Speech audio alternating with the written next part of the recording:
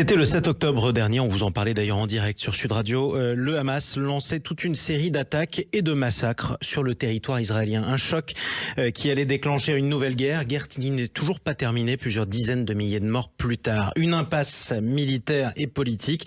On va parler notamment de son aspect militaire avec notre invité. Bonjour Michel Goya. Bonjour. Vous êtes officier des troupes de marine, vous êtes aussi docteur en histoire contemporaine. On va parler de l'histoire tragique et contemporaine, c'est même de l'histoire immédiate. Vous signez cet ouvrage, L'embrasement, comprendre les enjeux de la guerre Israël-Hamas. C'est publié chez Perrin, Robert Laffont.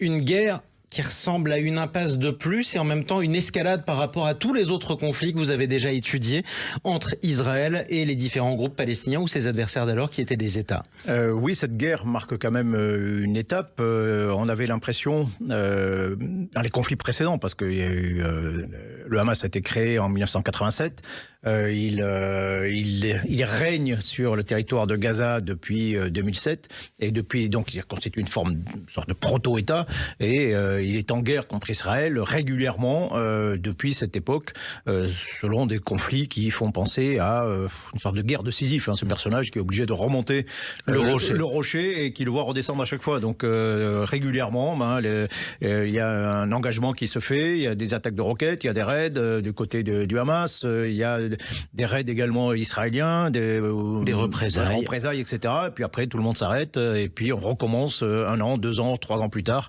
et ainsi de suite. Vous avez cette formule, notamment à défaut d'acheter la paix, on achetait la sécurité, on obtenait la sécurité, avec une formule qui était particulièrement triviale et qu'on a déjà entendue d'ailleurs. Ça s'appelait en Israël tondre le gazon. En jargon sécuritaire, on bombardait les groupes palestiniens pour obtenir la paix pour quelques années avant que ça recommence et ainsi de suite. Sauf que ça, c'était avant, parce qu'il s'est passé quelque chose le 7 octobre qui fait qu'Israël a découvert stupéfait qu'il était vulnérable sur son propre territoire. Oui, alors il a découvert plusieurs choses. D'abord que son modèle d'armée, son modèle de sécurité, car il s'agit de ça essentiellement. Il ne s'agit pas de gagner la guerre, il s'agissait d'établir une sécurité en espérant que peut-être qu'à force de se faire taper, le Hamas finalement renoncerait à ses ambitions, enfin en tout cas son engagement militaire. Mais là, on constate que le modèle du bouclier, de la barrière défensive derrière lequel on était à l'abri et qui permettait finalement de lancer des expéditions régulières sans trop de risques, ça c'est terminé, ça c'est plus possible. Cette barrière a été percée, ça a abouti à une catastrophe, à une horreur. Et on rappelle 1400 morts le 7 octobre à peu près, des soldats mais surtout beaucoup de civils, y compris des femmes violées par exemple.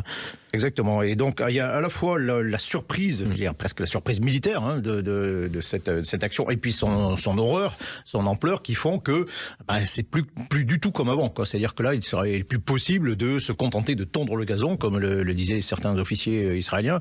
Là il faut l'arracher le gazon en réalité et trouver peut-être une solution définitive en tout cas à ce problème. Même problème c'est que c'est quand même très compliqué, quoi. Et il n'y a pas de solution, en plus on est très mal à l'aise, vous aussi d'ailleurs, rien que d'employer ces termes qui sont cliniques, qui sont triviaux. On parle de victimes civiles par milliers. On peut le rappeler, vous avez beaucoup parlé de la guerre en Ukraine par ailleurs, vous avez écrit aussi un ouvrage dessus.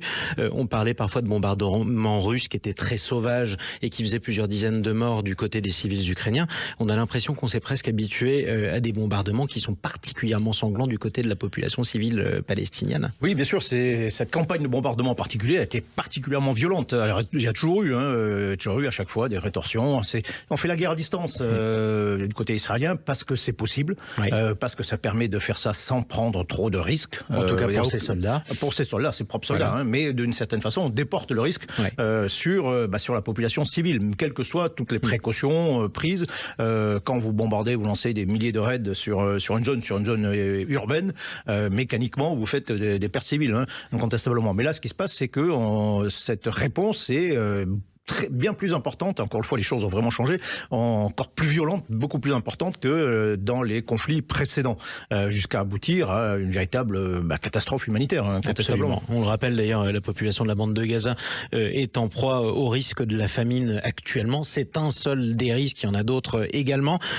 Concrètement, et vous le dites, les Israéliens, en tout cas ceux qui sont aux manettes, tant sur le plan militaire que politique, font ce qu'ils savent faire, en le faisant de manière encore plus forte que ce qu'ils faisaient auparavant. temps. C'est là qu'on a l'impression d'être dans un engrenage qui ne peut pas se terminer, qui n'a pas de solution ou d'issue. Oui, bien sûr. Non, mais c'est en réalité toute la culture, je dirais, stratégique israélienne est fondée sur l'idée que on est un pays assiégé, on est un pays menacé, et face à ses adversaires qu'on n'éradiquera pas, qui sont quasiment des adversaires éternels, qu'il s'agisse des États arabes ou des organisations armées, le Hezbollah, le Hamas, l'OLP dans un temps, il n'y a pas d'autre solution que de les frapper régulièrement et le plus fort, le plus vite, parce que Israël a une difficulté à mener des guerres très longues, mais le plus vite et surtout le plus fort possible pour réduire la menace dans un premier temps et pour dissuader peut-être ses adversaires de recommencer un peu plus tard. Et donc là, les Israéliens, après le 7 octobre, quand ils sont surpris, c'est-à-dire qu'il n'y avait aucune stratégie sur la table. Ils ont fait un peu comme d'habitude, quoi. Donc ils ont, et même plus fort que d'habitude, parce que pour être à peu près à la hauteur du choc, à la hauteur du choc. Donc ils ont commencé tout simplement par bombarder, mais on y revient à une échelle beaucoup plus importante que précédemment, ce qui aboutit incontestablement à au moins une dizaine de milliers, quinzaine de milliers de morts civiles. Et ce qui a des effets. Alors, l'idée, c'est toujours, il faut frapper fort, même, je veux dire, presque par principe, pour être à la hauteur du choc. Il faut frapper fort pour être dissuasif. On y revient. Il faut, que d'autres adversaires potentiels se posent des questions avant de réfléchissent, en tout cas, avant de se lancer dans quelque chose comme l'attaque du 7 octobre. Mais, en même temps, c'est extraordinairement contre-productif. C'est-à-dire que toute l'image, la sympathie qu'on pouvait avoir après l'attaque horrible du 7 octobre, se retourne finalement au bout d'un moment. On dit non, mais attendez, c'est pas possible. C'est-à-dire qu'il y a un moment, vous ne voyez plus que des victimes civiles de l'autre côté, alors même que vous aviez parlé de celle du 7 octobre, et on en arrive à une question qui est vieille comme le monde, y compris pour le militaire que vous êtes. Est-ce qu'on est là dans une riposte ou est-ce qu'on arrive à un seuil où on est plutôt dans une vengeance? Est-ce qu'il y a encore un objectif militaire utile à atteindre, à continuer à bombarder Gaza pour Israël? Alors, il y a plusieurs choses. Il y a bombarder en soi. Pour moi, je trouve ça, en réalité, non seulement peu utile, mais contre-productif, et puis très terriblement meurtrier, inutilement meurtrier. C'est ça que je veux faire comprendre. Quand vous avez, c'est l'image que j'utilise dans le livre. Vous avez 10 terroristes qui se réfugient dans un immeuble avec des otages. Qu'est-ce que vous faites? Vous bombardez l'immeuble pendant un mois, vous faites un blocus complet, vous coupez l'eau, puis vous fracassez tout? Non, vous envoyez le GIGN, vous envoyez des gens prendre des risques, et puis en essayant de faire le moins de dégâts possible par ailleurs. Et là, l'équivalent du GIGN, en fait, c'est l'armée, c'est la force terrestre, qui, à mon sens, aurait dû être engagée plus vite, et uniquement elle, parce que c'était légitime, c'est plus légitime, c'est lorsqu'on prend des risques aussi pour attaquer l'ennemi, et c'est beaucoup moins meurtrier éventuellement pour les populations civiles. Mais pour l'objectif, et tout ça, évidemment, pour essayer, en tout cas, de...